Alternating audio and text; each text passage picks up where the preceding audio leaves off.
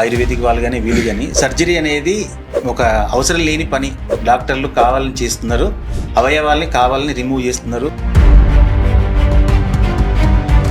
Already ఒక standard treatment ఉన్న కండిషన్కి అవసరం లేదు, ఎక్సెస్ ట్రీట్మెంట్ ఏమో, డాక్టర్స్ అనవసరంగా ట్రీట్మెంట్ చేస్తున్నారేమో అని. ఇక్కడ ఘాటికి నుంచి ఇంకోటి ఏంటంటే కొంతమంది మధ్య సార్, కొంతమంది బాబా లాంటి వాళ్ళు కానీ గురువు లాంటి వాళ్ళు కానీ వీళ్ళు ఒక స్పిరిచువల్ సైడ్ ఉండకుండా హెల్త్ వైజ్ కూడా కొంచెం అడ్వైజ్ కూడా స్టార్ట్ చేశారు. యాక్చువల్గా ఈ always has to be hopeful that something better is going to come if I do something. ఇప్పుడు ఇండియాలో ఎలా అయిపోయిందంటే హెల్త్ ఇన్సూరెన్స్ ఉన్న వాళ్ళు they want to go to the biggest hospital. Health insurance లేని వాళ్ళు అది క్యాన్సర్కి నాన్ క్యాన్సర్ గడ్డలకి మధ్యలో ఉండేటువంటి ఒక రకమైన, అది ఇనిషియల్గా స్లోగా పెరుగుతూ దాని తర్వాత ర్యాపిడ్గా గ్రో అయ్యి,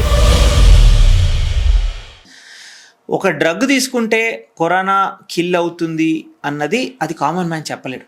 ఇప్పుడు ఒక డ్రగ్ ఇస్తాము, ఈ డ్రగ్తో కరోనా చనిపోతుంది అని చెప్పారు డాక్టర్స్ అంటే అది కామన్ మ్యాన్ డిఫరెన్షియేట్ చేయలేరు. అది scientific person only has to tell. And just water తీసుకోండి వెళ్ళిపోతుంది, ఇది తీసుకోండి అది వెళ్ళిపోతుంది. Even common people should have some bit of common sense అంటున్నారు before following. I tell you the prime example, curable cancer stages even today 2026లో కూడా చిన్న breast cancer, 2 centimetre breast cancer pet సీటులో ఎక్కడా లేదు. People have made the mistake of surgery అయితే avoid చేయొచ్చు కదా, ఎవరో చెప్పారు మా ఊర్లో, మా ఓన్ బ్లడ్ తీసుకొని దాన్ని కొంచెం ప్రాసెస్ చేసి మళ్ళీ ఇచ్చేస్తే క్యూర్ అవుతుంది అని. I will tell you 10 out of 10 times they will be wrong. Definitely tumour అనేది పెరుగుతుంది, దాని తర్వాత it is going to go to other places and curable stage అనేది అన్క్యూరబుల్ స్టేజ్ అనేది వెళ్తుంది. మీకు అంతగా నమ్మాలని ఉంటే you take an opinion from another person. నేను ఇది నమ్మాలనుకుంటున్నాను కానీ నాకు కరెక్ట్ అనిపించట్లేదు, నేను వేరే వాళ్ళని అడుగుతాను. మీ ఫ్రెండ్స్నే కావచ్చు, డాక్టర్ అవసరం లేదు. Someone else who is not blinded by such thoughts will tell you, అరే ఇట్లా కరెక్ట్ కాదు, దీంట్లో ఏం లాజిక్ లేదు, ఇలాగ చాలా మంది మోసపోయిన వాళ్ళు కూడా ఉన్నారు అనేది. అదే సార్, ఇప్పుడు ఈ నమ్మకానికి మూఢనమ్మకానికి మధ్య లైన్ అసలు ఎక్కడ మనం అంటే ఎట్లా ఆలోచించాలి, లైన్ ఎక్కడ క్రాస్ చేయాలి? పూరలు అటే బిలీవ్ చేయడం కాకుండా ఇటే బిలీవ్ చేయడం కాకుండా అది కష్టం, చాలా కష్టం. అందుకనే అంటారు ఒక సొసైటీ మూఢనమ్మకంలో ఉన్నారంటే అదే వాళ్ళ నమ్మకం. ఇప్పుడు ఒక అండమాన్లో ఒక ఐలాండ్ ఉందనుకోండి, వారికి ఏదో నమ్మకం ఉందనుకోండి, దాంట్లో 1000 పీపులే ఉన్నారు, వారికి ఏదో నమ్మకం ఉంది. వారు ఏమనుకుంటారు, ఎవ్రీ ఇయర్ మనము ఈ యానిమల్ని చంపితే దాని తర్వాత ఈ హెల్త్ బెనిఫిట్స్ ఉంటాయి అనుకోండి. ఆ 1000 పీపుల్ నమ్ముతున్నారు, దాన్ని మార్చలేం. That is part of their life. So అందుకనే అది కల్చరల్ ప్రాక్టీస్కి, మూఢనమ్మకానికి, ఎగ్జాక్ట్ సైన్స్కి డిఫరెన్షియేటింగ్ లైన్ అనేది ప్రతి జనరేషన్ బ్లర్ అవుతూనే ఉంటుంది. 100 years బ్యాక్ ఉండేటువంటి సైంటిఫిక్ ఎవిడెన్స్ కూడా ఇప్పుడు డిస్ప్రూవన్. ఇప్పుడు ఉండేటువంటి రోబస్ట్ సైంటిఫిక్ ఇన్ఫర్మేషన్ కూడా 100 years 200 years తర్వాత డిస్ప్రూవ్ కావచ్చు. కానీ ఓవరాల్గా don't do something very stupid. ఇప్పుడు ఎవరైనా చెప్పారనుకోండి, బిల్డింగ్ నుంచి ఈ బిల్డింగ్ అంటే ఏ బిల్డింగ్ నుంచి దుంకినా కానీ you will damage your self, కానీ ఈ ఒక్క బిల్డింగ్ నుంచి జంప్ చేస్తే మీరు సూపర్ మ్యాన్ అయిపోతారనో లేదంటే ఏదైనా హెల్త్ బెనిఫిట్ వస్తుంది, నమ్ముతారా అటువంటి వాళ్ళని? కానీ ఇన్ ద జనరల్ సెన్స్ ఒక 1000 పీపుల్లో ఒకరైనా నమ్మే వాళ్ళు ఉంటారు. వారిని ఐడెంటిఫై చేసి కరెక్ట్ చేయాల్సిన responsibility is the societies responsibility. So మూఢనమ్మకాలు అనేటువంటివి పుడుతూనే ఉంటాయి, న్యూ కాన్సెప్ట్స్ అనేటువంటి ఒరిజినేట్ అవుతూనే ఉంటాయి. యాజ్ అ సొసైటీ కొంచెం కామన్ సెన్స్ మనం మెయింటైన్ చేస్తే will be able to get away. Hard facts అనేటువంటివి కనిపించవు. సో ఇక్కడ సార్, ఇప్పుడు ఒక డాక్టర్కి ఒక న్యూట్రిషనిస్ట్కి వీళ్ళిద్దరి మధ్య డిఫరెన్స్ ఏంటి సార్? యాక్చువల్గా doctor in the general sense అనేటువంటిది someone who treats a sick patient. Nutritionist ఇప్పుడు మీరు అనేది there are many people who are getting only in to the science of nutrition. ఇప్పుడు ఈ ఫుడ్ తింటే ఎన్ని క్యాలరీస్ ఉన్నాయి, ఎంత ప్రోటీన్ ఉంది, ఏ బ్యాలెన్స్లో తీసుకోవాలి. So doctor will not be in the general sense, మేమంతా అది మైండ్లో పెట్టుకోం. Generally we know that body రికవరీకి ఓవరాల్ న్యూట్రిషన్ కావాలి, ఇంత ప్రోటీన్ కావాలి, ఇంత ఫ్యాట్ కావాలి, ఇంత. There is specific science now where కొంతమంది ఓన్లీ న్యూట్రిషన్ స్టడీ చేస్తూ ఈ ఫ్రూట్లో ఎన్ని క్యాలరీస్ ఉంటాయి, ఎంత ప్రోటీన్ ఉంటుంది, ఎప్పుడు తీసుకోవాలి. That is a totally different science. They are not replacements for each other. ఇక్కడ నా క్వశ్చన్ చాలా మంది ఇప్పుడు న్యూట్రిషనిస్టులు మన తెలుగులో కూడా చాలా టాప్ క్యాండిడేట్లు ఉన్నారు. యాక్చువల్గా కేవలం న్యూట్రిషన్తోనే క్యాన్సర్, థర్డ్ స్టేజ్ ఆఫ్ క్యాన్సర్ని, ఫోర్త్ స్టేజ్ ఆఫ్ క్యాన్సర్ను కూడా కేవలం ఫుడ్తోనే తగ్గించవచ్చు, సర్జరీ దాకా వెళ్ళాల్సిన అవసరం లేదు, డాక్టర్లు నమ్మి అనవసరం మోసపోవాల్సిన అవసరం లేదు, యాంటీబయాటిక్స్ అవన్నీ ఈ టాబ్లెట్స్ అని ఆ టాబ్లెట్స్ తీసుకొచ్చి డెడ్ బాడీ లాగా తయారవ్వద్దు అంటున్నారు. పూర్ణ, నీకు I will tell you scientific fact కాదు, ఐ విల్ టెల్ యూ ఎట్లా సైన్స్ అనేటువంటిది ఓవర్ ది ఇయర్స్ ఎలా ప్రోగ్రెస్ అయింది అనేది. 100 years బ్యాక్ మనం అనుకున్న science was actually not evidence based science. Or 200 years back అనుకోండి. ఫీవర్ వస్తే కొంతమంది నీమ్ లీవ్స్ని జ్యూస్గా చేసి ఇచ్చేవారు, కొంతమంది గార్లిక్ ఇచ్చేవారు, కొంతమంది టర్మరిక్ ఇచ్చేవారు. ఇందులో ఏది కరెక్ట్? వారంతకు వారు కరెక్టే అనుకునేవారు. And these are all famous people of that society. అంటే వారి ఊర్లో డాక్టర్ అనుకోవచ్చు. అంటే డాక్టర్ అని బిరుదు ఇవ్వరు, కానీ ఏదైనా మెడికల్ ప్రాబ్లం వస్తే మా దగ్గరకు వస్తుంది. ఇదొక నిజం ప్రాబ్లమే కదా. ఇప్పుడు ఈ ఊర్లో ఇది కరెక్ట్ ట్రీట్మెంట్, వేరే ఊర్లో వేరే కరెక్ట్ ట్రీట్మెంట్. ఏది కరెక్ట్ ట్రీట్మెంట్? ఇలాగ ఉన్నప్పుడు జనరల్గా how do you resolve this? So for a long time this was a problem. So స్లోగా మనుషులు ఇప్పుడు కూడా అదే సింపుల్ థింగ్, ముగ్గురిని ఒక దగ్గరికి తీసుకురండి, ముగ్గురిని ఒకే ఊర్లో పెట్టండి, ముగ్గురిని ఫీవర్ పేషెంట్స్కే 10 మందికి ఇలాంటి ట్రీట్మెంట్ ఇవ్వండి, 10 మందికి నీమ్ జ్యూస్ ఇవ్వండి, 10 మందికి గార్లిక్ ఇవ్వండి, 10 మందికి టర్మరిక్ ఇవ్వండి. ఆ 10 మందిలో ఎంత ఎక్కువ మందికి ఫీవర్ తగ్గుతుంది చూడండి. అంతే కదా. ఇప్పుడు మన సొసైటీలో కూడా ఎవరు ఫేమస్ లీడర్, ఎవరు ప్రజలు కోరుకుంటున్నారు అంటే ఏం చేస్తారు? ఎలక్షన్స్ పెడతారు. అంతేనా? That is this thing. మనం ఏమైనా అనుకోవచ్చు, మనం అనుకుంటాము వీరే మెయిన్ పాలిటీషియన్, వీళ్ళే గెలుస్తారని. వేరే వాళ్ళు ఏమనుకుంటారు? వేరే వాళ్ళు గెలుస్తారని. What is the proof? Election పెట్టండి, ఓటుకు పెట్టండి, let us see what is happening. This is what is evidence based. In the simplest terms, రెండు కాన్ఫ్లిక్టింగ్ వ్యూస్ ఉన్నప్పుడు, రెండు కాన్ఫ్లిక్టింగ్ ట్రీట్మెంట్స్ ఉన్నప్పుడు, రెండు కాన్ఫ్లిక్టింగ్ ట్రూత్స్ ఉన్నప్పుడు, అంటే ప్రతి ఒక్కరికి ఇదే నిజం అనుకోవచ్చు. ఎలాగ మనం రిజాల్వ్ చేయాలంటే బై ఎవిడెన్స్. ఎవిడెన్స్ అంటే ప్రూఫ్ చూపించండి. సో ఎవరైనా చెప్తున్నారు ఇప్పుడు బ్రెస్ట్ క్యాన్సర్కి యాంథ్రాసైక్లిన్స్ ఆర్ కీమోథెరపీ డ్రగ్స్. యాంథ్రాసైక్లిన్స్ ఇచ్చినప్పుడు ష్రింక్ అవుతుంది, క్యూర్ కాదు కానీ ష్రింక్ అవుతుంది tumour cell. Someone else make some other claim, మీరు డైట్లో డైలీ గార్లిక్ తినండి, మీకు బ్రెస్ట్ క్యాన్సర్ ష్రింక్ అవుతుంది. So how do resolve this? Put it to a test. 100 మంది బ్రెస్ట్ క్యాన్సర్ పేషెంట్స్ తీసుకొని ఈ డ్రగ్ ఇవ్వండి, లేదంటే ఇది ఇవ్వండి. అలాంటి ప్రూఫ్ జస్ట్ డైటరీ చేంజెస్ వల్ల లేవు కాబట్టే that is why most of the people in scientific community try and oppose them. ఇట్లా కాన్ఫరెన్సెస్లో కూర్చొని లేదంటే డిబేట్స్లో కూర్చొని డైరెక్ట్గా డిబేట్ చేయరు కానీ, but this cannot be one on a debate. ఇది డిబేట్ కాదు. అంటే ఎవరు గట్టిగా మాట్లాడతారు, ఎవరు చురుగ్గా మాట్లాడతారు, లేదంటే ఎవరు తెలివిగా మాట్లాడతారు అన్న దాని గురించి కాదు. ఇట్ హ్యాస్ టు బి, అంటే ఎవరు డేటా చూసినా కానీ, ఎవరు ఈ ప్రూఫ్ చూసినా కానీ వాళ్ళకి తెలియాలి. ఫర్ జనరేషన్స్ టు కమ్ వారికి తెలియాలి. 2026లో హైదరాబాద్లో 5 మంది మహిళలు ఇది చేశారు, 5 మంది మహిళలు ఇది చేశారు, వీరిలో ఇట్లా రిజల్ట్ వచ్చింది, వీరిలో ఇట్లా రిజల్ట్ వచ్చింది, అందుకనే ఇది బెటరు, ఇది ఫాల్స్ అన్నది. ఇటువంటి ప్రూఫ్ ఇవ్వగలిగింది mostly it has been modern medicine. అంతే. 50 years బ్యాక్ కూడా ఇది లేదు. మోస్ట్ ఇప్పుడు నేను అంటే మామూలుగా జనరల్ క్యాన్సర్ గురించి నేను చూస్తున్నప్పుడు సార్, నాకు న్యూట్రిషన్ సైడ్ నుంచి నేను చూస్తున్నప్పుడు sugar intake, too much sugar intake cancer feed చేస్తుంది. అంటే కార్బోహైడ్రేట్ రిచ్ ఫుడ్, మనం అంటే జనరల్గా మన ఇండియన్ డైట్ కూడా కార్బోహైడ్రేట్ రిచ్ ఉంటుంది. Too much carbs can make cancer వస్తుంది. అంటే ఎక్కువ రైస్ తినడం వల్ల కానీ, షుగర్ ఇంటేక్ ఎక్కువ ఉండడం వల్ల కానీ. అది కామన్ మిత్. ఇప్పుడు క్యాన్సర్ అనేటువంటిది ఎక్కడి నుంచో రాదు, అది మన ఓన్ బాడీలో ఉండేటువంటి సెల్సే రోగ్ సెల్స్ అంటారు. అంటే డివైడ్ కావాల్సిన స్పీడ్లో కానీ రేట్లో కానీ కాకుండా ఎక్కువ డివైడ్ అయ్యి ఒక రకంగా గడ్డగా ఫామ్ అవుతుంది.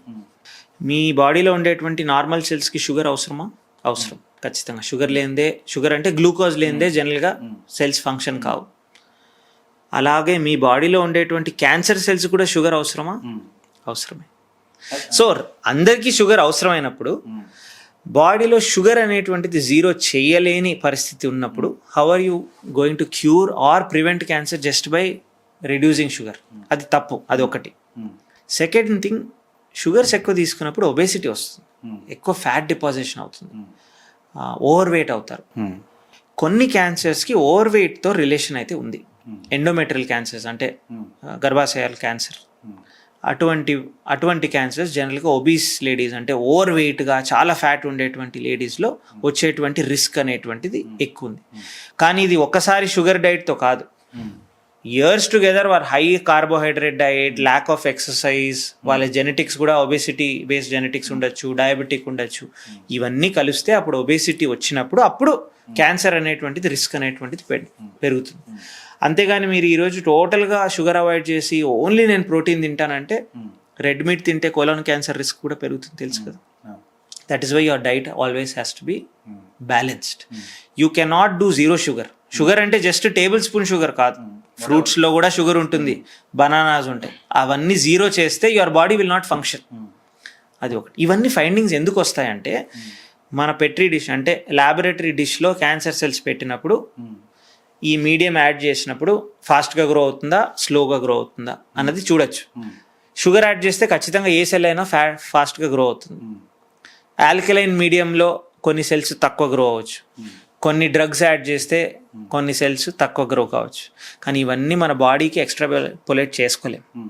ఇప్పుడు షుగర్ వేస్తే పెట్రీ డిష్లో క్యాన్సర్ సెల్స్ పెరుగుతాయని షుగర్ జీరో అయితే చేయలేం. అలా అని ఆల్కలైన్ డైట్ ఫాలో అయితే క్యాన్సర్ రాదని కూడా కాదు. So all this has to be taken with pinch of salt. So don't believe all this and then go for all this extreme. వీరు మరీ డబ్బే తీసుకుంటున్నారు కదా, nutritionist are taking money. And even if you go for some online ఈ marketing, ఈ diet తీసుకోండి, ఆ diet తీసుకోండి, లేదంటే ఇది సబ్స్క్రైబ్ చేసుకోండి, ఈ పౌడర్ తీసుకుంటే మీకు ఇది తగ్గుతుంది అనేది, they are again taking money. So there is a financial angle in this. So wherever there is a financial angle, just think about it. ఎందుకు అంటే why is there conflicting you? వీరు ఎందుకు ఇట్లా అంటున్నారు, వీళ్ళు ఎందుకు ఇట్లా అంటున్నారు? You will be able to make out what the differences. ఇది ఇందులో ఇప్పుడు మన క్రికెటర్ సిద్ధు ఉన్నారు కదా, వాళ్ళ వైఫ్కి కూడా స్టేజ్ 3 క్యాన్సర్ వచ్చింది. యాక్చువల్గా చాలా హాస్పిటల్ అంటే ఆయన ఒక ప్రెస్ మీట్ పెట్టి మరీ చెప్పారు, చాలా హాస్పిటల్స్ మేము తిరిగాము, చాలా ట్రీట్మెంట్ చేసాము, క్యాన్సర్ తగ్గలేదు. ఒక డైట్ ఫాలో అయ్యాం, లో కార్బ్ డైట్ ఫాలో అయ్యాం.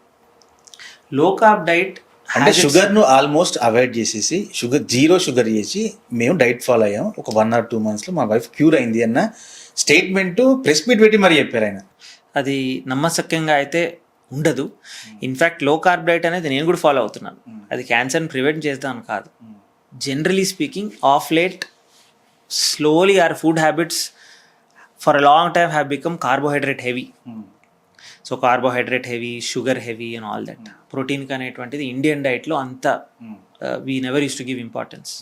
Of late it has discovered that equal బ్యాలెన్స్లో ఉండాలి. కార్బోహైడ్రేట్ కూడా ఉండాలి, ప్రోటీన్ కూడా మనం ఇంతకుముందు తీసుకునేలా కాకుండా we have to increase protein diet. Fats are also not so bad అని కూడా తెలిసింది ఇప్పుడు. ఇంతకుముందు ఏమనేవారు, కొంచెం కూడా ఫ్యాట్ తీసుకోకండి, fat will go directly into your heart. అలా కూడా కాదు, ఫ్యాట్స్ ఆర్ ఆల్సో ఇంపార్టెంట్ అనేది. కానీ జస్ట్ ప్రోటీన్ డైట్తో if you think you can reverse a health condition in 1 month, we would all be following that. అర్థమవుతుందా? And I'm pretty sure people will be willing to pay for it also. ఇప్పుడు మన దగ్గరకు వస్తారు, what they are seeking treatment, they are seeking cure. మనం డెఫినెట్గా ఇవ్వగలిగితే, if doctors also can give that cure just by dietary advice, we will definitely do that. కానీ it is not proven. ఒక person statement ఇవ్వడంతో కానీ, గట్టిగా మాట్లాడడంతో కానీ, తెలివిగా మాట్లాడడంతో కానీ this things don't change. As I said, నేను ఏదైనా సరే ఈ క్యాన్సర్కి ఏంటి సార్ ట్రీట్మెంట్ అంటే నేను డిసైడ్ చేసిన ట్రీట్మెంట్ కాదు, నాకు నేర్పించిన టీచర్ డిసైడ్ చేసినట్టు ట్రీట్మెంట్ కాదు. Thousands of people have sat together, have done human trials, ఇవన్నీ ఎక్స్పెరిమెంట్ చేసి ఇది ఒక ట్రీట్మెంట్ అనేటువంటిది government bodies and even large associations have determined this as the treatment that cannot be refuted just by one statement. అర్థమవుతుంది కదా? కానీ ఇప్పుడు మనం సార్ రీసెంట్గా అమెరికన్ ఫుడ్ పిరమిడ్ ఒకటి మీరు చూసే ఉంటారు యాక్చువల్గా. అది ఎప్పుడు ఉండే అదే అంటే మన జనరల్గా అమెరికన్ ఫుడ్స్ ఎక్కువ మనలు ఇక్కడ కూడా మనలు ఎక్కువ దాన్ని ఫాలో అవుతారు. వాళ్ళ ఫుడ్ పిరమిడ్ మార్చేసి పైన టాప్ లేయర్లో ఫ్యాట్స్ అన్ని సాచురేటెడ్ ఫ్యాట్స్ మీట్ ఎక్కువ పెట్టేసి మిగిలిన కార్బన్స్ చాలా కింది స్థాయిలో పెట్టారు. దాన్ని మనం ఎట్లా చూడొచ్చు యాక్చువల్గా? మళ్ళీ అడగండి, ఏం అడిగారు? కార్బోహైడ్రేట్స్ ఉంటుంది సార్ ఇప్పుడు మనకు వాళ్ళ ఫుడ్ పిరమిడ్ పెట్టారు యాక్చువల్గా. పాత ఫుడ్ పిరమిడ్లో కార్బోహైడ్రేట్ ఈవెన్ ఉంటుండే, పైన ఉంటుండే, మీట్స్ అవన్నీ కింద ఉంటుండే. మీట్స్ మొత్తం పైన పెట్టేసి కార్బోహైడ్రేట్ కింద పెట్టేసారు, పిరమిడ్ డౌన్ చేసేసి. అంటే the same thing that I told you. For a long time we were used to a carbohydrate heavy diet. Rice కావచ్చు, బ్రెడ్స్ కావచ్చు and all that. And fats అంటే క్రిమినల్ అంటూ, చీజ్ అండ్ బటర్ క్రిమినల్ అంటూ ఒకటి ఉండేది. నౌడేస్ ఉన్న కార్బోహైడ్రేట్స్ని తగ్గించాం, అంతకుముందు తక్కువ ఉండేటువంటి ప్రోటీన్స్ని పెంచాం. అంతేగాని ఏది కానీ జీరో చేయమని కాదు. Of course, some people follow something called as keto diet and all that, where they try to reduce the amount of carbohydrates to a very minimum. There are some health benefits for it in a short duration of time, because starvation time lo usually apoptosis antu, cell repair antu koncham enhance avutundi. But it cannot be followed for a lifelong process. ఇంకొకటి sir, ఇప్పుడు హాస్పిటల్లో మామూలుగా general treatment అయిపోయిన తర్వాత doctors ఎక్కువ డైట్కి సంబంధించి ఏమి ఎక్కువ అంటే చెప్పరు. అంటే ఇట్లా తినాలమ్మా, ఇది మెయింటెన్స్ అనేది ఎక్కువ చెప్పరు. టాబ్లెట్స్ ఎక్కువ ఇస్తారు యాక్చువల్గా. నేను టాబ్లెట్స్ కూడా ఇవ్వను. అదొకటి కన్సర్న్ సార్. ఇంకొకటి సార్, ఇది కంప్లీట్ అవుతుంది సార్. ఎందుకు డైట్ గురించి ఎందుకు ప్రాపర్గా చెప్పరు? జస్ట్ నాకు ఫీవర్ వచ్చింది అనుకున్నాను సార్, నేను ఒక డాక్టర్కి వెళ్తే ఒక ఇంజెక్షన్ 2 టాబ్లెట్లు, ఇది పొద్దున సాయంత్రం వేసుకుని తిన్నాక వేసుకో, అయిపోయింది అక్కడికి. కానీ కాదు, ఇది మార్చు, దీని షుగర్ ఇంటేక్ తగ్గించాలి, ఇది ఇట్లుండాలి, పొద్దున తినాలి, ఫుడ్ ఎక్కువ కన్జ్యూమ్ చేయకు, ఈ రకమైన డైట్ సంబంధించిన థింగ్స్ ఎందుకు చెప్పరు? సో డైట్ గురించి 2 విషయాలు. ప్రతి ఒక్కరు అడిగేది ఏంటంటే, ఇది తింటే సీమ్ పడుతుందా, ఇది తింటే మాకు జరిగిన ఆపరేషన్లో ఇన్ఫెక్షన్ వస్తుందని. అది టోటలీ రాంగ్. ఇంతకుముందు చాలామంది విలేజెస్లో చెప్పేవారు, ఒక విలేజ్లో ఒక రకంగా ఉంటుంది, వేరే విలేజ్లో వేరే రకంగా ఉంటుంది. అదే మీరు తమిళనాడుకి వెళ్తే వేరే రకంగా ఉంటుంది, బీహార్కి వెళ్తే వేరే రకంగా ఉంటుంది. కడుపు పైన ఆపరేషన్ జరిగింది కదా, ఈ ఫుడ్ తింటే చీమ్ పడుతుంది, డాక్టర్ చెప్పలేదా అన్నది. ఈ పస్ ఫార్మింగ్ ఫుడ్స్ అంటూ అలాంటివి ఏం లేవు. కానీ ఒక మేజర్ సర్జరీ జరిగిన తర్వాత your body requires enough nutrition to recover. So ఆ ఎనఫ్ న్యూట్రిషన్ ఎలా వస్తుంది? ప్రతి ఒక్క వారు ఉండేటువంటి బెంగాలీ అయితే వారి బెంగాలీ ఫుడ్స్లో ఒక రకమైన high protein diet and high nutrition diets ఉంటాయి. తెలుగు వారు అయితే వేరే రకంగా ఉండొచ్చు, తమిళియన్ అయితే వేరే రకంగా ఉండొచ్చు. Already when your mind set is to restrict diets, మన ఇండియాలో ఎలా ఉంటుందంటే ఇది తినిపించకూడదు, ఇది తినిపించకూడదని. మరి ఏం తినిపిస్తారు? సో నా దగ్గరికి 1 వీక్ తర్వాత పేషెంట్ వచ్చారు, బాగానే ఉన్నా అంటే బాగానే ఉన్నాను సార్, కానీ చాలా ఆకలి అవుతుంది సార్ అని. ఎందుకు ఆకలి అవుతుందంటే, మా ఇంట్లో ఏమీ ఇవ్వలేదు సార్, నాకు మజ్జిగ ఇచ్చారు, పెరుగన్నం ఇచ్చారు, అంతే. ఎందుకు సార్? మా అమ్మమ్మకు ఈ ఫుడ్ వద్దంటారు సార్, మా నాన్నమ్మ ఈ ఫుడ్ వద్దంటారు సార్, వేరే వాళ్ళ రిలేటివ్ వచ్చి అయ్యో ఇది తినకండి, యాపిల్ తింటే ఇది అవుతుంది అనేది. Everyone has their own opinion. కానీ take it from a doctor. All that your body requires is the nutrition that is required plus even more. So మీరు అవసరం పడితే ప్రోటీన్ పౌడర్స్ కానీ లేదంటే డైటరీ సప్లిమెంట్స్ కానీ యాడ్ చేసుకోండి, కానీ అన్నెసరీ ఫుడ్ రిస్ట్రిక్షన్స్ అనేటువంటివి చేయకండి. అలా అని చెప్పి difficult to digest food, biryani కానీ మసాలా ఫుడ్స్ కానీ తినకండి. Because at that point your body is in a recovery phase. Surgery తర్వాత you require food that you're already comfortable with. కొంతమందికి పెరుగన్నం ఇష్టం ఉంటుంది, కొంతమందికి పప్పన్నం ఇష్టం ఉంటుంది. Take that food. దాంతోపాటు add fruits, add vegetables, add protein. కొంతమందికి ప్రోటీన్ ఎలా తీసుకోవాలని ఉంటుంది, ఎగ్స్ తినేవాళ్ళు ఎగ్స్ తినండి, చికెన్ ఎక్కువ స్పైస్ లేకుండా you can take. But all that we want is restriction. Sir ఏమేమి రిస్ట్రిక్ట్ చేయొచ్చు, 10 ఐటమ్స్ చెప్పండి అనే అడుగుతారు, కానీ ఏమేమి తినచ్చు అనేది ఎవ్వరు అడగరు. వారి మైండ్ ఎలా ఉంటుందంటే, డాక్టర్ గారు అన్ని తినచ్చు అన్నారు, కానీ ఇంకా ఏం రిస్ట్రిక్ట్ చేయలేదే, ఇది తినద్దు అని చెప్పిన తర్వాతనే some of them are satisfied. అందుకని జనరల్గా పేషెంట్కి ఆల్రెడీ ఒక ప్రీ కన్సీవ్డ్ నోషన్ ఉంటుంది. సార్ మా ఇంట్లో ఇది తినద్దు అన్నారు, ఓకేనా సార్ అంటే, సరే అమ్మా తినద్దు, కానీ అది తప్పించి మిగతావన్నీ బాగా తినండి, ఎక్కువ క్వాంటిటీలో కూడా తినండి అని చెప్తాం. So nutrition is important, but food restriction in one way thinking అది రిస్ట్రిక్ట్ చేస్తే బాగుంటుంది ఉండు, ఇది తింటే పస్ ఫామ్ అవుతుంది అన్నది, these are all false. As a డాక్టర్గా మీ డైట్ మాకు ఎక్స్ప్లెయిన్ చేయండి సార్. స్టార్ట్ విత్ బ్రేక్ఫాస్ట్, అంటే జనరల్గా మీరు రోజు ఒకటే తినారు అనుకోండి, స్టార్ట్ విత్ బ్రేక్ఫాస్ట్ మీరేం కన్జ్యూమ్ చేస్తారో చెప్పండి. నా డైట్ ఫాలో కాకూడదు. అదే నేను చెప్పట్లేదు. I will tell you why. For a long time, I am a surgeon కాబట్టి, for a long time my body has been used to more or less eating only once or twice in a day. Sometimes it is skip of breakfast, skip of lunch, and it is usually dinner. And that is not an ideal diet. You know, maybe I am able to do it because our training phase lo we were very busy. The morning breakfast time దొరికేది కాదు, lunch time కానీ ఎంత మీరు మీ హెల్త్ని care చేసుకోవాలి కదా sir actually. So generally speaking నా diet నేను చెప్పను, because I don't want someone to go to the hospital or fall sick because of it. I will tell you what I had today. I had one black coffee in the morning with sugar, without sugar, that's all. మీరు ఉండగలరా? ఇప్పటి వరకు ఇంకేమీ లేదు. That's all. And before coming here, I've had some water. ఇలా So no sugar has gone in, no protein has gone in. But I would suggest that, and currently this week I am following this because I am eating only once a day in the night. Chicken this. అంటే ఈ మధ్య 1 meal a day కూడా ఒమాట్ ఒకటి బాగా. This is probably only since 1 month. So what I am doing is I am having black coffee in the morning, and then this goes till night. Koncham cucumber along with carrot, along with salad, green salad laga, along with chicken, and a scoop of whey protein. That is what I am having now. And this is a very short term diet. I don't know till how long I am going to follow this. నాకు అనిపించింది let us follow regular టైంలో మామూలుగా ఏం తీసుకుంటారు అంటే జనరల్గా లేకుంటే జనరల్గా మీరు బిజీ లేనప్పుడు జనరల్గా usually it's breakfast in the morning, dosa కానీ ఇడ్లీ కానీ. Along with that in the afternoon I usually skip the meal.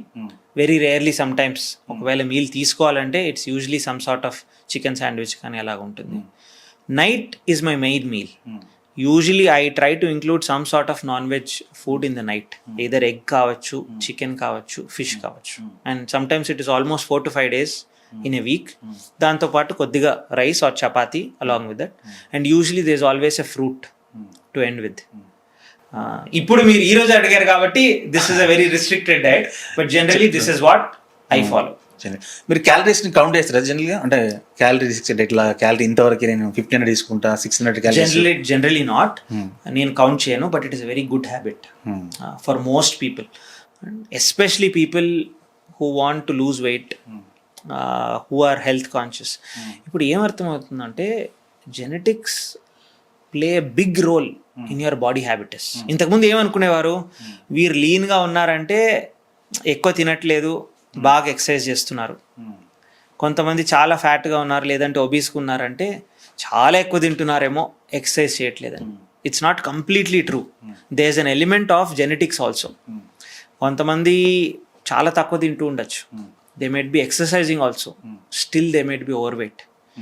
అంటే వారి genetics actually the one that is determining them.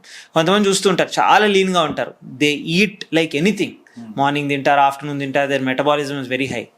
That is not something they have chosen. Of course you need to work on yourself, fitness ఉండాలి, your diet should be under control. But remember there is a genetic factor also.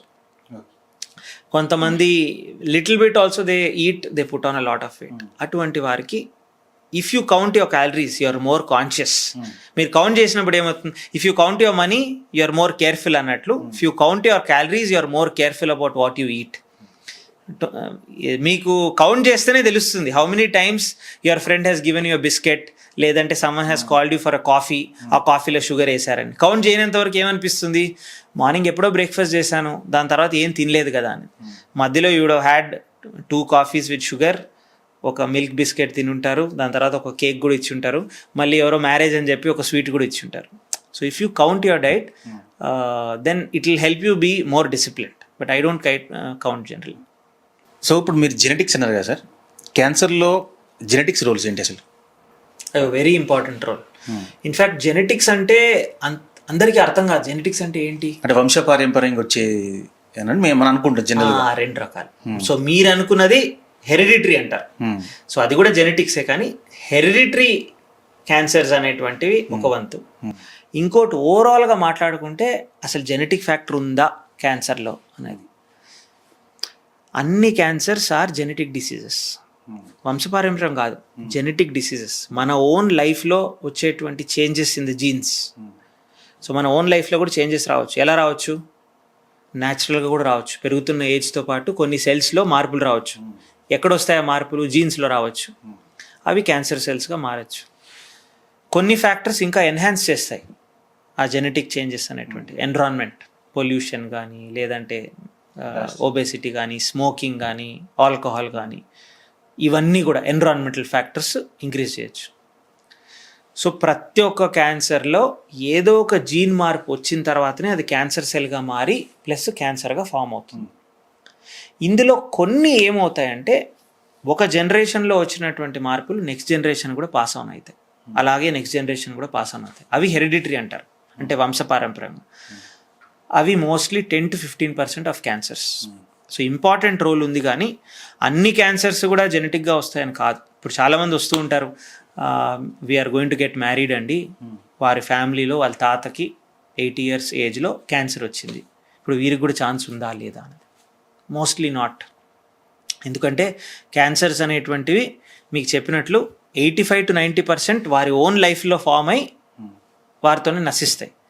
Only 10 to 15% క్యాన్సర్స్లో ఇలా familiar వస్తాయి. అది ఎలా మనం గుర్తించగలుగుతాము? వారి ఫ్యామిలీలో చాలామందికి same type of cancer ఉంది, ప్లస్ తక్కువ ఏజ్లో, అంటే 40 కంటే తక్కువ ఏజ్లోనే క్యాన్సర్ అనేటువంటిది డిటెక్ట్ అయిన వారిలో జనరల్గా ఈ వంశపారంపర్యంగా ఏదైనా లింక్ ఉండొచ్చు అనుకోవచ్చు. కానీ లేదంటే majority of the cancers are usually sporadic అంటారు, అంటే ఓన్ లైఫ్లో వచ్చేటువంటి జెనెటిక్ మార్పుల వల్ల వచ్చేటువంటి క్యాన్సర్స్. కొంతమంది ఇదే ఒక ఫిలాసఫీ అడిగి అంటారు, వాళ్ళు ఏమంటారంటే వాడు ఏం తాగలేదు, ఏమి తినలేదు, ఏమి లేదు, వానికి వచ్చి వాడు చచ్చిపోయాడు, నాకు ఇంత అంటే నేను తాగుతా, సిగరెట్ తాగుతున్నా, మందు తాగుతున్నా, నాకేం కాలేదు, వానికి ఏం తినలేదు, వాడు సాధించింది ఏంది, నేను సాధించింది ఏముంది, ఎట్లా పోతాం, ఎంజాయ్ చేసి పోదాం అన్న మైండ్ సెట్ ఉంటుంది. అలా ఉండదు. అంటే క్యాన్సర్, మీకు క్యాన్సర్ గివ్స్ సమ్ టైం కాబట్టి మీరు అలా అనుకుంటున్నారు. ఇప్పుడు రోడ్డున 150 km స్పీడ్ ఆపోజిట్ డైరెక్షన్లో వెళ్ళేవారు, life doesn't give you second chances. వారికి యాక్సిడెంట్ అయిన తర్వాత ఆలోచించడానికి కూడా they'll be nothing over there. So వారిని అడిగి చూడండి. So anyone who has a friend కానీ, లేదంటే క్లోజ్ రిలేటివ్ కానీ రోడ్ ట్రాఫిక్ యాక్సిడెంట్లో, especially because of their negligence, see what their mindset is. రోజు చెప్తూనే ఉంటారు హెల్మెట్ వేసుకోండి, రోజు చెప్తూనే ఉంటారు సీట్ బెల్ట్ వేసుకోండి అని. మనకేమవుతుంది, కొంతమంది డ్రైవర్స్ వెనక పక్క నుంచి సీట్ బెల్ట్ వేసుకుంటారు చూసారా. But when they see these accidents in close quarters, అంటే వారు తెలిసిన వారిలో కానీ, వాళ్ళు తెలిసిన డ్రైవర్స్లో కానీ, అప్పుడు they realise cancer is also like that. మీరు స్మోకింగ్ చేస్తున్నారు డిస్పైట్ నోయింగ్ రిస్క్ ఫ్యాక్టర్స్ ఉన్నాయి అంటే, మీరు తెలిసి సీట్ బెల్ట్ వేసుకోకుండా 150 స్పీడ్లో ఆపోజిట్ డైరెక్షన్లో వెళ్తున్నట్లే. ఈరోజు ఏమీ కాకపోవచ్చు, but tomorrow will not be the same. ఎందుకు ఇలా అంటున్నాను అంటే, ఇది ఆల్రెడీ జనరేషన్స్ బ్యాక్ స్టడీ చేసేటువంటి క్యాన్సర్సే. అన్ని క్యాన్సర్స్లో ఇటువంటి 1:1 లింక్ అనేది మనకు కనిపెట్టలేకపోయాం, కానీ కొన్ని క్యాన్సర్స్లో తెలిసాయి. ఇప్పుడు లంగ్ క్యాన్సర్స్ వచ్చేటువంటి పేషెంట్స్ మెజారిటీ స్మోకర్స్ ఉంటారు. అలానే అందరు స్మోకర్స్కి లంగ్ క్యాన్సర్ రాదు. లంగ్ క్యాన్సర్ వచ్చిన వాళ్ళలో మెజారిటీ స్మోకర్స్ ఉంటారు. మౌత్ క్యాన్సర్స్ వచ్చేటువంటి వాళ్ళలో మెజారిటీ టొబాకో చూయింగ్ కానీ, స్మోకింగ్ కానీ, అటువంటి లింక్ అనేటువంటిది ఉంటుంది. అలాగే బ్రెస్ట్ క్యాన్సర్ మనం అలా చెప్పలేం. బ్రెస్ట్ క్యాన్సర్ స్మోకింగ్ వల్ల కానీ, ఆల్కహాల్ వల్ల కానీ కాదు, చాలా ఫ్యాక్టర్స్ అసోసియేటెడ్ ఉంటాయి. ఫ్యామిలీ హిస్టరీ కానీ, ప్రెగ్నెన్సీ హిస్టరీ కానీ, ఇటువంటివి. కానీ కొద్ది క్యాన్సర్స్లో ఇటువంటి స్ట్రాంగ్ రిస్క్ ఫ్యాక్టర్స్ ఉన్నాయి కాబట్టి అవి అవాయిడ్ అయితే చేయాలి. ఇటువంటి స్టేట్మెంట్స్ జనరల్గా ఏమవుతాయంటే, సరే మీరు స్మోక్ చేయాలనుకున్నారు చేసుకోండి, but don't make this statements to influence others also. Because అందరికీ ఈ లాజిక్ అర్థం కాకపోవచ్చు నేను చెప్పిన లాజిక్. బట్ ఇది క్యుములేటివ్ ఎఫెక్ట్, చాలా ఇయర్స్గా వచ్చేటువంటి చిన్న చిన్న మార్పులు కాబట్టి people are not seeing it so dramatically. నేను చెప్పిన రోడ్ ట్రాఫిక్ యాక్సిడెంట్ గురించి అయితే అందరికీ తెలుస్తుంది, అందరు షాక్ అవుతారు.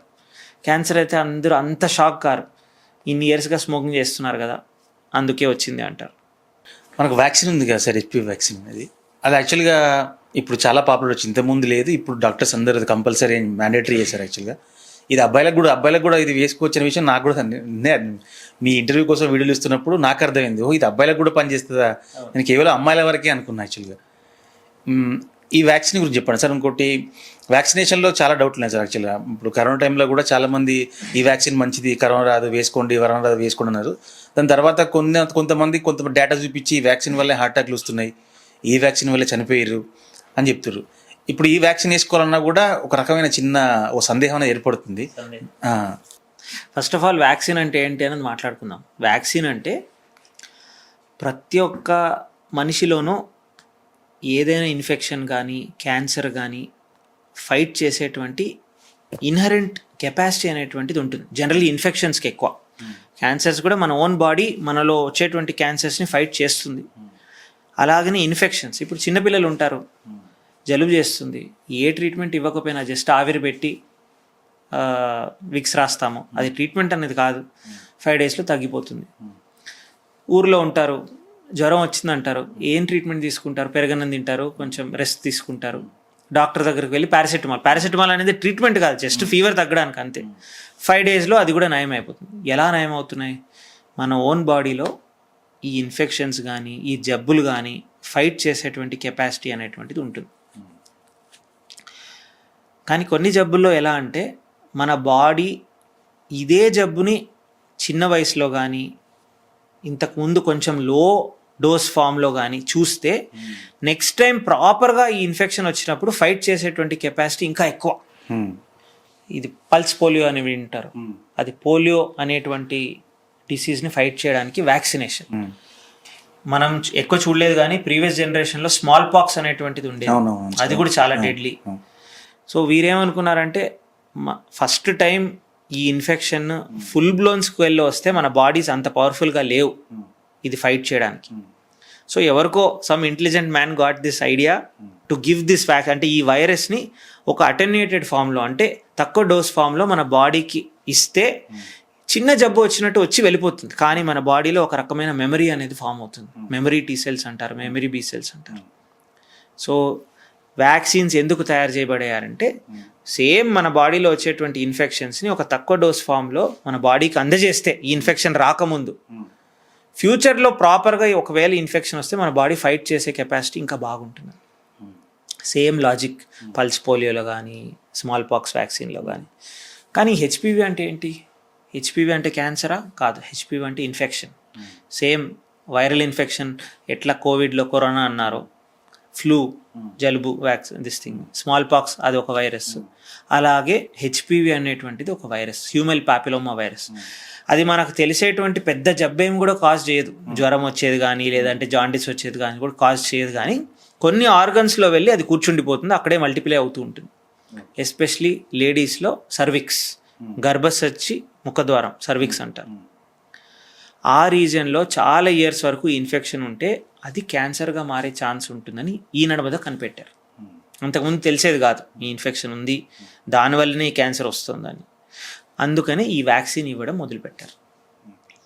సో ఈ వ్యాక్సిన్ అనేటువంటిది ఫస్ట్ ఏమనుకున్నారు, ఇది మోస్ట్లీ సర్వైకల్ క్యాన్సర్, గర్భసంచి ముఖద్వార క్యాన్సరే కాబట్టి యంగ్ ఏజ్లో ఈ ఇన్ఫెక్షన్ రాకముందే ఈ వ్యాక్సిన్ ఇస్తే ఇన్ఫెక్షనే రాదు కదా, ఈ ఇన్ఫెక్షన్ రాకపోతే ఈ క్యాన్సర్ వచ్చే ఛాన్సెస్ కూడా తక్కువ ఉంటాయనేదే లాజిక్. ఇప్పుడు ఏం కనిపెట్టారు, మేల్స్లో పీనైల్ క్యాన్సర్స్ కూడా తగ్గిస్తుంది. ఎందుకంటే హెచ్పివి అనేటువంటి వైరస్ పీనైల్ క్యాన్సర్స్ కూడా కాజ్ చేస్తుంది. అలాగనే కొంతమందికి థ్రోట్లో వచ్చేటువంటి ఓరోఫెరెంజియల్ క్యాన్సర్స్ అంటారు, అవి కూడా ప్రివెంట్ చేస్తుందని, ఆ అడ్వాంటేజెస్ కూడా ఉన్నాయని తెలియజేస్తారు. సో ఓన్లీ థింగ్ ఇస్ ఇది కొంచెం యంగ్ ఏజ్లో పిల్లలకి 11 to 12 years ఆ ఏజ్లో డిసిషన్ తీసుకుంటే జనరల్గా ఎర్లీ టీన్స్ అంటారు, టీనేజ్ టైంలో ఇస్తే మ్యాక్సిమం ఎఫికసీ ఉంటుంది. అంటే 2 doses సరిపోతాయి, ఈ రోజు ఇచ్చి దాని తర్వాత 6 months ఒక షాట్ ఇస్తే సరిపోతుంది ఇమ్యూనిటీ. కొంచెం ఎల్డర్ ఏజ్లో 20s దాటిన తర్వాత 30sలో అటువంటి ఏజ్లో తీసుకోవాలంటే 3 doses అవసరం. ప్లస్ ఎంత ఎఫెక్టివ్గా ఉంటుందో కూడా చెప్పడం కష్టం. ఓకే, బట్ ఇప్పుడు widely available for around 10,000 you get the best vaccine. అంటే కలిపి సార్ సింగిల్ డోస్ కొంచెం కాస్ట్ ఎక్కువ, అంటే the companies only 1 company is manufacturing. Plus మీకు ఆ 9 different variants of HPV virus తో ప్రొటెక్షన్ కావాలంటే ఆ 10,000 వ్యాక్సిన్. లేదు four most important vaccines virus groups కూడా ఉన్నాయి, అది వేరే vaccine, that is around 3,000 to 4,000. That is also. Sir ఈ వ్యాక్సిన్ తర్వాత అంటే 100% షూర్ ఉందా ఇంకా మీకు ఎలాంటి క్యాన్సర్ రాదు అని? ఓన్లీ దో స్పెసిఫిక్ క్యాన్సర్స్, Only అదే those, తప్పు okay. చేసుకుంటారు. Only cervical cancer. మీరు అర్లీ ఏజ్ లో సర్వైకల్ క్యాన్సర్ అంటే హెచ్పివి ఇన్ఫెక్షన్ సెట్ ఇన్ కాకముందు ఈ వ్యాక్సిన్ తీసుకుంటే near about more than 95% protection from cervical cancer. అలా అని చెప్పి సార్ నేను ఈ వ్యాక్సిన్ తీసుకున్నాను లంగ్ క్యాన్సర్ ప్రొటెక్ట్ అవుతుందంటే లేదు, దానికి దీనికి రిలేషనే లేదు. ఇది only specific cancers, cervical cancer, మేల్స్లో కొద్ది రకమైన హెచ్పివి రిలేటెడ్ పీనల్ క్యాన్సర్స్కి ఎఫెక్టివ్. సార్ రోబోటిక్ సర్జరీలో నేను ఒక ఏలియన్ సినిమా చూసాను సార్. ఒక ఛాంబర్ ఉంటుంది యాక్చువల్గా, తనకు ప్రెగ్నెన్సీ ఉంటుంది, సంథింగ్ సర్జరీ అవసరం పడుతుంది, ఛాంబర్కి వెళ్తుంది, ఆప్షన్స్ అని పెట్టేస్తే ఆ ఛాంబర్లో పడుకుంటుంది యాక్చువల్లీ. ఏలియన్ మూవీయా? అందులో ఆల్మోస్ట్ సర్జరీ అయిపోతుంది, టోటల్ స్టిచ్చింగ్ అంతా అయిపోతుంది, ఇంజెక్షన్స్ అన్ని కలిపి సర్జరీ నుంచి బయటకు వచ్చేస్తుంది, పేషెంట్ వచ్చేస్తుంది. సో ఫ్యూచర్లో మన అటువంటి ఛాంబర్లను చూసే అవకాశం ఉందా రోబోటిక్ సర్జరీ? ఉందేమో. ఈ నడుమద వచ్చేటువంటి అడ్వాన్సెస్ మీరు చూస్తున్నారా? ఏఐలో వచ్చేటువంటి advancements, in fact this was not imaginable. ఇప్పుడు 5 years back non computer programmers developing programs, doctors able to summarise complex medical history అంత ఈజీగా with all this chat GPT, Claude, Gemini. 5 years ముందు లేని టెక్నాలజీస్ ఇప్పుడు వస్తున్నాయి. ఒక 100 yearsలో ఇట్లా అటోనామస్ రోబోట్స్ డూయింగ్ సర్జరీస్ ఉండొచ్చా అంటే ఉండొచ్చు. ఇప్పుడైతే లేదు, and I still don't see in the immediate future. అంటే 1-2 yearsలో అయితే అలాగ లేదు. మేము యూజ్ చేసేటువంటి రోబోటిక్ టెక్నాలజీస్ కూడా మాస్టరెన్స్ లేవు. అంటే మేము ఆపరేట్ చేస్తేనే అది ఒక మిషన్ లాగా పనిచేస్తుంది. మేము చేతిలో వదిలేస్తే it will stop functioning. There is no brain in it. అంటే నెక్స్ట్ స్టెప్ ఏం చేయాలని దెర్ ఇస్ నథింగ్. సర్జన్స్ బ్రెయినే. నెక్స్ట్ ఎక్కడ మూవ్ కావాలి ఆ హ్యాండ్, అది కూడా మేమే డిసైడ్ చేస్తాం. మీరు అనేది ఆటోమేటిక్గా కంప్లీట్ సర్జరీ చేసి నెక్స్ట్ డిసిషన్ ఏంటి, బ్లీడింగ్ అయితే ఎలా సూచన చేయాలి, అటువంటిది అయితే ఇప్పుడు లేవు. Nothing in development also I feel. But maybe 100 years down the line ఒక అమెరికన్ సర్జన్ ఇక్కడ ఇండియాలో అక్కడ రోబోటిక్ టెక్నాలజీ ఇక్కడ సర్జన్ ఇప్పుడు ఆల్రెడీ చేయొచ్చు. ఇప్పుడు ఉందా సరే? దానికి రోబోటిక్ టెక్నాలజీ కూడా అంటే ద థింగ్ ఇస్, అంతకుముందు only our hands were controlling surgeries. అంటే మన చేతులు బాడీ లోపలికి వెళ్ళి ఆపరేట్ చేసేటివి. ఇప్పుడు ఈ రోబోటిక్ సిస్టమ్స్ ఎలా అయిపోయాయంటే మనం ఒక కన్సోల్, అంటే ఒక వీడియో గేమ్ కన్సోల్ లాగా కూర్చొని అక్కడ జాయ్స్టిక్ లాంటి ఒక ఎక్విప్మెంట్ మనం ఆపరేట్ చేస్తే వైర్స్ ద్వారా it goes to the patient bed side. లోపల ఎలా మూవ్ కావాలంటే అలా మూవ్ అవుతుంది. ఆ వైర్స్ అనేటువంటి తీసేస్తే, if you have satellite connections and if you have all these internet connectivity, it's very simple and it is already being done. అదేం ఫ్యూచర్లో కాదు. Every day or once in a month you get news that రాయ్పూర్లో అక్కడ కూర్చున్నారు, ఇక్కడ prostatectomy చేశారు. ఆఫ్రికాలో కూర్చున్నటువంటి surgeon he could get the services of someone sitting in India. ఇండియాలో కూర్చొని ఆపరేట్ చేశారు ఆఫ్రికన్ పేషెంట్ పైన, అలాగా. So that long distance communication faster అయిపోయింది, శాటిలైట్ టెక్నాలజీస్ పెరిగాయి. కాబట్టి this is something that is not science fiction, that is happening. అందులో పెద్ద వింత కూడా ఏం లేదు. ఎందుకంటే యాజ్ సర్జన్గా మీకు ఏది కంఫర్ట్ అనిపిస్తారు యాక్చువల్గా? అంటే డైరెక్ట్గా హ్యాండ్తో చేయడమా లేకుంటే robotic technology? Everything has its advantages, disadvantages. So ఈరోజు ఎగ్జాంపుల్ చెప్తాను. మా గైనకాలజిస్ట్ కొలీగ్ సర్జరీ చేసేటప్పుడు they had some difficulty in there surgery, so they called me for that. Main difficulty ఏముందంటే, పేగు చేయాల్సిన ప్రొసీజర్ మయోమెక్టమీ, అంటే యూట్రస్లో ఉండేటువంటి గడ్డలు తీసేటువంటి ప్రొసీజర్. కానీ వాళ్ళు కెమెరా పెట్టిన తర్వాత ప్రతి ఒక్క ఇంటెస్టైనల్ లూప్ వెళ్ళి యాంటీరియర్ అబ్డామినల్ వాళ్ళకి అతుక్కొని, అడేషన్స్ అంటారు. అంటే లోపల ఆల్రెడీ ప్రీవియస్ సర్జరీ వల్ల ఒక పేగు వేరే పేగు అతుక్కోవడము, పేగు వేరే స్ట్రక్చర్కి అతుక్కోవడం. ప్లాన్ చేసిన సర్జరీ రోబోటిక్ సర్జరీ. పేషెంట్ కూడా రోబోటిక్ సర్జరీకే కట్టారు, robotic equipment is also ready.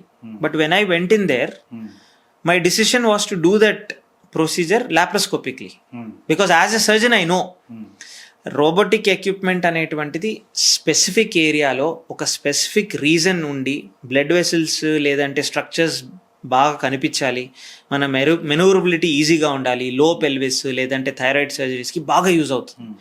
కానీ ఇంటెస్టైన్ టు ఇంటెస్టైన్ అతుక్కొని ఉన్న టైంలో యాంటీరియర్ అబ్డోమినల్ వాల్ మొత్తం సరిగ్గా కనిపించట్లేదంటే I felt laparoscopy was much more better in that case. అలాగనే some situations I can take the decision that robotic technology ఉన్నప్పటికీ కూడా ఈ సర్జరీ నేను ఓపెనే చేస్తాను అన్న డిసిషన్ కూడా నేనే తీసుకోవాలి. That's why as I said surgeons job is not very easy. ఉన్న టెక్నాలజీ అంతా అన్ని పేషెంట్స్లో యూజ్ చేయడానికి లేదు. Whatever is best for that patient ethically right తీసుకోవాలి. కొన్ని surgeries nowadays I exclusively do. పేషెంట్కి థైరాయిడ్ సర్జరీస్ చేయాలి, స్కార్ వద్దంటే I do it robotically only.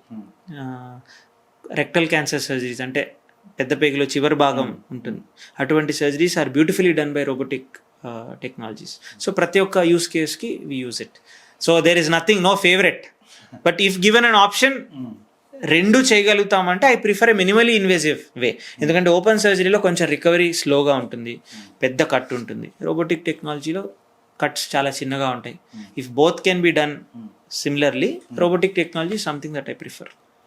Sir last question, ఫ్యూచర్లో మనం క్యాన్సర్ని ఒక జలుబులాగా, ఒక దగ్గులాగా, ఒక చిన్న ఫీవర్ లాగా అంతే ఎమోషనల్గానే అంతే ఎఫెక్ట్ దాన్ని చూడగలుగుతాం?